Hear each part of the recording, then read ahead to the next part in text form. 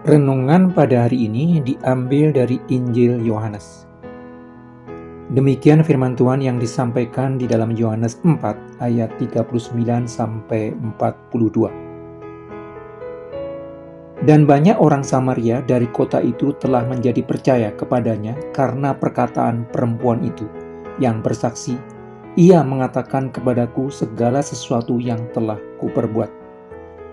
Ketika orang-orang Samaria itu sampai kepada Yesus, mereka meminta kepadanya supaya ia tinggal pada mereka, dan ia pun tinggal di situ 2 hari lamanya. Dan lebih banyak lagi orang yang menjadi percaya karena perkataannya. Dan mereka berkata kepada perempuan itu, "Kami percaya, tetapi bukan lagi karena apa yang kau katakan. Sebab kami sendiri telah mendengar dia, dan kami tahu bahwa dialah benar-benar juru selamat dunia."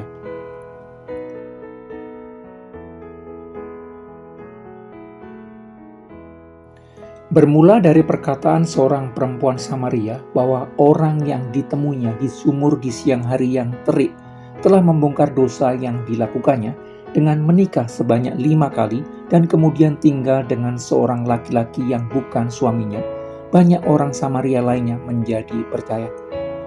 Berita tentang Mesias yang dinantikan begitu lama oleh orang Yahudi maupun orang Samaria justru disampaikan oleh seorang perempuan Samaria yang akibat perilaku seksualnya yang tidak normal dinilai rendah oleh orang Samaria sendiri.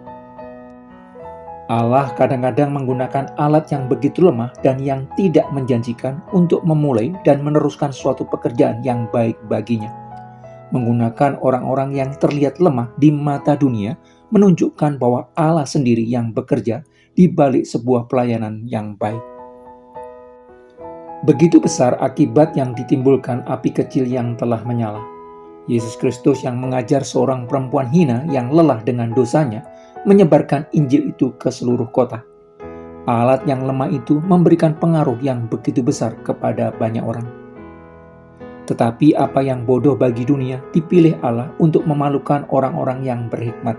Dan apa yang lemah bagi dunia dipilih Allah untuk memalukan apa yang kuat, dan apa yang tidak terpandang dan yang hina bagi dunia dipilih Allah, bahkan apa yang tidak berarti dipilih Allah untuk meniadakan apa yang berarti, supaya jangan ada seorang manusia pun yang memegahkan diri di hadapan Allah. Keberhasilan suatu pelayanan bukanlah ditentukan oleh kemampuan dan hikmat orang yang melakukannya, tetapi karena Allah sendiri yang membuatnya berhasil. Berbicara kepada orang lain tentang pengalaman pribadinya bertemu Sang Mesias yang dijanjikan, yang membongkar dosa yang dilakukannya, membuat kesaksiannya lebih kuat. Menceritakan kepada orang lain tentang pengalamannya bertemu Yang Maha Tahu, yang membongkar dosanya, membuat cerita itu lebih bisa dirasakan dampak langsungnya kepada pendengarnya. Karena itu, berbagai kelemahan yang kita miliki tidak sepatutnya menyurutkan keinginan kita untuk bekerja bagi Allah. Pengalaman pribadi kita bertemu dengan Yesus Kristus dan merasakan kasih karunia-Nya dapat dan perlu kita bagikan kepada orang lain yang memiliki kelemahan dan rasa lelah terhadap dosa yang sama dengan kita.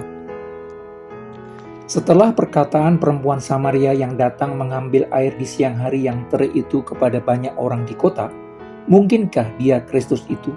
Dan ajakannya untuk bertemu Yesus, banyak orang datang menemui Yesus Kristus. Setelah bertemu dengan Yesus, orang-orang Samaria meminta kepada Yesus Kristus untuk tinggal lebih lama di kota mereka. Ajakan orang-orang Samaria kepada Yesus, seorang Yahudi, untuk tinggal lebih lama di kota mereka menunjukkan bahwa orang Samaria sendiri merindukan kebenaran sejati. Kerinduan untuk mendengarkan kebenaran Allah mendorong mereka mengabaikan batasan sosial tradisional dengan tidak bergaul dengan orang Yahudi. Permintaan orang-orang Samaria kepada Yesus Kristus untuk tinggal lebih lama di kota mereka karena mereka ingin mendengarkan kebenaran Tuhan lebih banyak lagi. Mereka ingin terang dunia menyinari wilayah mereka yang gelap karena dosa. Yesus Kristus dan murid-muridnya, seluruhnya orang Yahudi, tidak hanya melintas tetapi tinggal di kota orang Samaria selama 2 hari demi menjangkau orang berdosa. Orang-orang yang telah terputus hubungannya dengan Allah dipanggilnya untuk dipulihkan hubungannya dengan Allah. Demi berita tentang kasih karunia Allah kepada umat manusia dengan memberikan anaknya yang tunggal, supaya setiap orang yang percaya tidak binasa, tetapi memperoleh hidup yang kekal, Yesus menerabas sekat sosial yang dibangun orang Yahudi dengan tinggal dan mengajar orang-orang Samaria. Demi mencari orang yang terhilang, Yesus bersedia melanggar tabu yang dibangun orang Yahudi yang memandang rendah orang Samaria dan tidak bergaul dengan mereka. Ketika orang bergairah mendengarkan kebenaran, mata dan telinga mereka menjadi lebih mudah memahami kebenaran itu. Ketika orang membuka hati dan pikirannya kepada kebenaran, mereka lebih mudah mencerna pengajaran yang diterimanya. Hasilnya, orang-orang Samaria menjadi percaya kepada Yesus sebagai juru selamat dunia, bukan lagi karena perkataan perempuan yang telah menikah 5 kali itu, tetapi karena telah bertemu langsung dengan Yesus Kristus dan mendengar pengajarannya. Jadi, iman timbul dari pendengaran dan pendengaran oleh firman Kristus. Orang-orang Samaria ini menjadi percaya setelah mendengarkan perkataan Yesus Kristus. Iman orang-orang Samaria ini bertumbuh setelah mendengarkan suara sang kebenaran sejati. Akan menjadi sukacita bagi setiap orang percaya ketika melihat orang lain menjadi percaya kepada Yesus Kristus karena telah bertemu dengan sang kebenaran itu. Karena itu menjadi tugas dari setiap orang percaya untuk mengantar orang lain bertemu dengan sang juru selamat dunia. Menjadi tugas dari setiap orang percaya untuk membawa orang lain mendengarkan sang jalan, kebenaran, dan hidup.